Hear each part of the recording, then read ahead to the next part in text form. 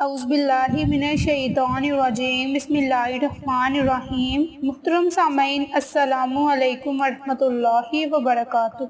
میں آپ سب کو اپنے چینل عائشہ اسلامک ہسٹری میں خوش آمدید کہتی ہوں اور امید کرتی ہوں کہ آپ سب خیر و عافیت سے ہوں گے، اور اللہ تبارک و تعالیٰ سے دعا کرتی ہوں کہ اللہ تبارک و تعالیٰ آپ سب کو خوش رکھے، آباد رکھے، اور آپ پر اپنی ہزاروں رحمتیں بارش کی طرح برسائے، آپ کی ہر حاجت کو پورا فرمائے، آپ کی ہر خواہش کو پورا فرمائے، آپ کو صحت و تندرستی والی زندگی عطا فرمائے، اور آپ کی زندگی کی تمام مشکلات، پریشانیوں اور مصیبتوں کو دور فرمائے، آمین۔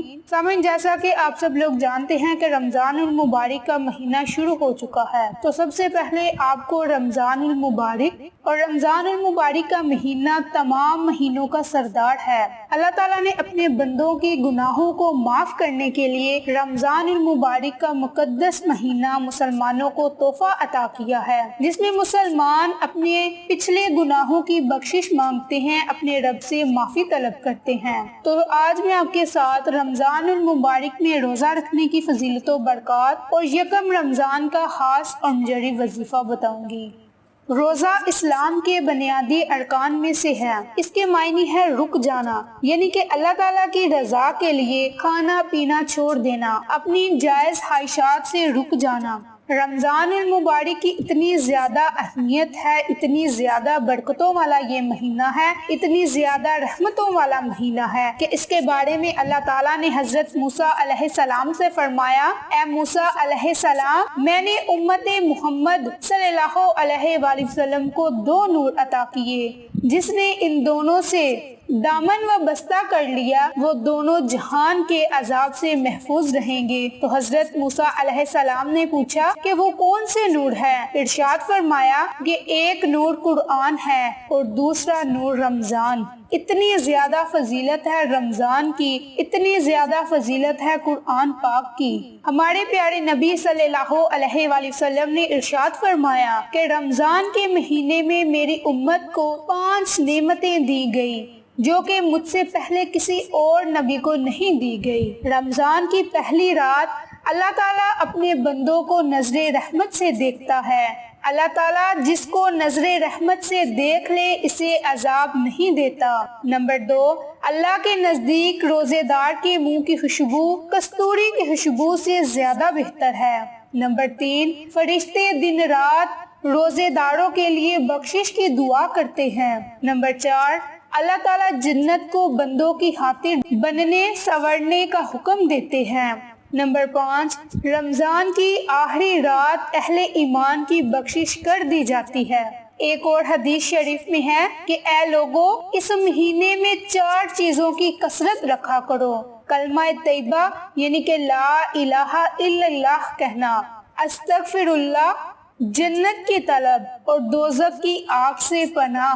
حضرت سلمان رضی اللہ عنہ سے روایت ہے کہ رسول اللہ صلی اللہ علیہ وآلہ وسلم نے شعبان کے آخری دن ہمیں ایک خطبہ دیا، جس میں آپ صلی اللہ علیہ وآلہ وسلم نے ارشاد فرمایا کہ یہ ایک مہینہ ہے جس کی ابتدائی حصے میں اللہ تعالیٰ کی رحمت ہے، درمیانی حصے میں مغفرت، اور تیسرے حصے میں دوزخ سے رہائی عطا کر دی جاتی ہے۔ ہمارے پیارے نبی صلی اللہ علیہ وآلہ وسلم نے ارشاد فرمایا، جنت کے 8 دروازوں میں سے ایک دروازے کا نام ریان ہے، جس سے قیامت کے دن صرف روزے دار داخل ہوں گے، ان کے علاوہ اس دروازے سے کوئی داخل نہیں ہو سکتا۔ کہا جائے گا کہ روزے دار کہاں ہیں؟ تو وہ کھڑے ہو جائیں گے اور جنت میں داخل ہوں گے، اور جب وہ داخل ہو جائیں گے تو وہ دروازہ بند کر دیا جائے گا۔ اتنی زیادہ روزے دار کے لیے فضیلت ہے کہ اسے جنت میں جانے کی بشارت تک مل گئی کہ ان کو جنت میں داخل کیا جائے گا۔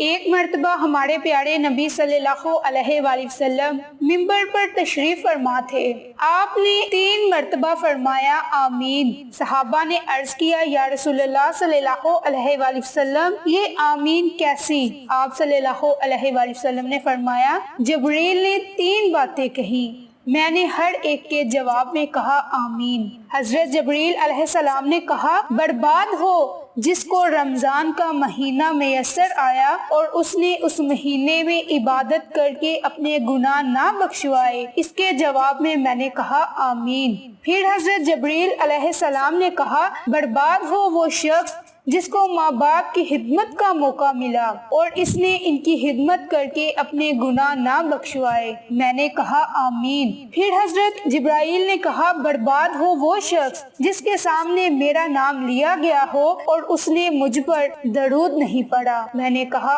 آمین۔ اور اتنی زیادہ فضیلت ہے روزہ رکھنے والوں کی، رمضان المبارک کی اتنی زیادہ فضیلت و برکات ہیں جن میں نے آپ کے ساتھ صرف مختصر سی بیان کی۔ تو اب میں آپ کے ساتھ رمضان المبارک کے پہلے دن کا ایک خاص اور جری وظیفہ شیئر کروں گی جو کہ آپ نے رمضان المبارک کے پہلے دن کرنا ہے۔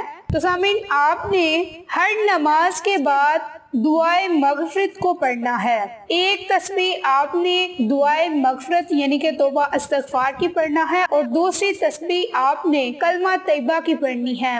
اب میں آپ کو رمضان میں توبہ استغفار کرنے کی فضیلت بتاؤں گی کہ توبہ استغفار کرنے سے آپ کو کتنا زیادہ اجر و ثواب ہوگا، کتنا زیادہ آپ کو فائدہ ہوگا۔ حضرت انس بن مالک سے روایت ہے کہ نبی کریم صلی اللہ علیہ وآلہ وسلم نے ارشاد فرمایا تمام بنی آدم بہت خطا کار ہیں، لیکن ان خطا کاروں میں بہتر وہ ہیں جو بار بار توبہ کرنے والے ہیں، یعنی غلطی ہو گئی تو توبہ کر لیں۔ توبہ کے لیے یہ شرط نہیں پھر کبھی وہ غلطی نہ کرے، لیکن اصل بات یہ ہے کہ وہ عہد کرے کہ وہ آئندہ اس طرح کا کوئی برا کام نہیں کرے گا، آئندہ وہ کوئی غلطی نہیں کرے گا۔ اسی طرح حضرت عبداللہ بن مسعود رضی اللہ عنہ سے روایت ہے کہ رسول اللہ صلی اللہ علیہ وآلہ وسلم نے فرمایا گناہ سے توبہ کرنے والے ایسے ہیں جیسے اس نے کبھی گناہ کیا ہی نہیں۔ حضرت ابو ہریرہ رضی اللہ عنہ سے روایت ہے کہ رسول اللہ صلی اللہ علیہ وآلہ وسلم نے ارشاد فرمایا قسم ہے اس ذات کی جس کی ہاتھ میں میری جان ہے، اگر تم لوگ گناہ نہ کرتے تو اللہ تعالیٰ تم کو لے جاتا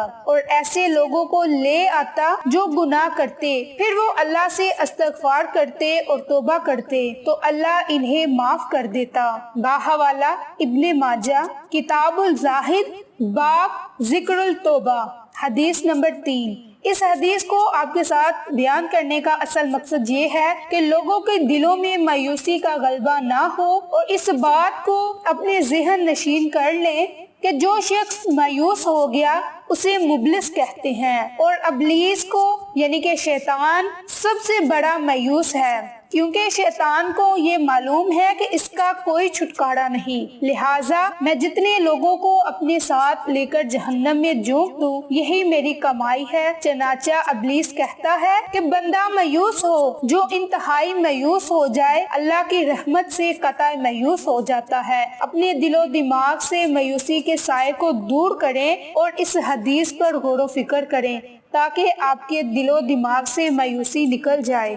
تو سامعین، یہ تھی توبہ استغفار کرنے کی فضیلت و برکات، اور کلمہ طیبہ پڑھنے سے ہمارا دل ایمان کی روشنی سے منور ہو جاتا ہے۔ اللہ کے سوا کوئی عبادت کے لائق نہیں اور حضرت محمد صلی اللہ علیہ وآلہ وسلم اللہ کے رسول ہیں۔ کلمہ طیبہ پڑھنے کی اتنی زیادہ فضیلت و برکات ہیں، جو شخص خوشی، لذت اور خوشگواری کے لمحات میں صرف اللہ تعالیٰ کی تعریف کرے، یعنی کہ اللہ کو ایک مانے اور اسی پر ایمان لائے، کیونکہ یہی افضل اور محبوب ترین کلام ہے، وہ جس میں اللہ تعالیٰ کی حمد و ثنا ہو، اور اللہ تعالیٰ کی بہترین ثنا کلمہ توحید ہے، یعنی کہ لا الہ الا اللہ۔ تو سامعین، آپ نے رمضان کے پہلے دن 100 مرتبہ استغفار کرنا ہے اور 100 مرتبہ آپ نے کلمہ طیبہ کا ورد کرنا ہے، اور یہ عمل آپ نے ہر نماز کے بعد ضرور کرنا ہے۔ انشاءاللہ پھر آپ جو بھی دعا مانگیں گے آپ کی وہ ہر دعا قبول ہوگی، آپ کی ہر حاجت پوری ہوگی۔